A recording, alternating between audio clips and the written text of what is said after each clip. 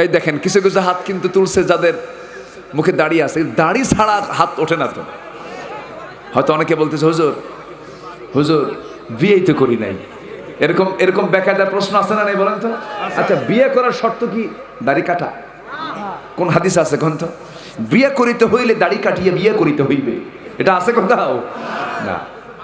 হয়তো বলবেন যে মেয়ে তো পাবো না, যে মেয়ে দাড়ি পছন্দ করে না সেই মেয়েকে বিয়ে করার ঠেকাও নাই, ঠিক কিনা? ঠিক আছে না? যে মেয়ে দাড়ি পছন্দ করে না সেই মেয়েকে বিয়ে করার দরকার নাই, বাস ক্লিয়ার। অতএব আপনি ভালো মেয়ে পেতে হলে দাড়িওয়ালা হতে হবে, ঠিক কিনা?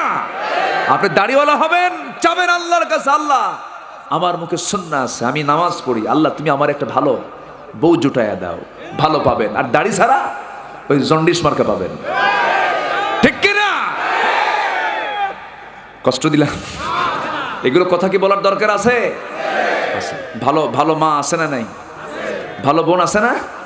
ভালো বোনও আছে। আপনি ভালো হবেন, ভালো পাবেন। আয-যানি লা ইয়ানকিহু ইল্লা জানিয়া, একটা আয়াত আছে। ভালো ভালো পাবে, মন্দ মন্দ পাবে। আমরা ভালো হয়ে ভালো খুঁজবো, জোরে বলি ইনশাআল্লাহ, আর জোরে বলি ইনশাআল্লাহ।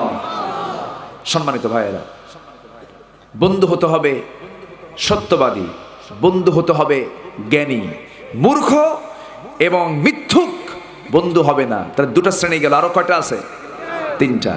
আমি একটা একটা করে শোনাবো। এইদিকে আমরা আসি একটু আয়াতের দিকে। আল্লাহ পাক বলছেন তোমরা তিনজনকে বন্ধু বানাও। কয়জনকে বন্ধু বানাও? তিনজনকে বন্ধু বানাও। আমার ভাইয়েরা, তোমার বন্ধু কারা কারা হবে? আল্লাহ রাব্বুল আলামিন সূরা মায়েদা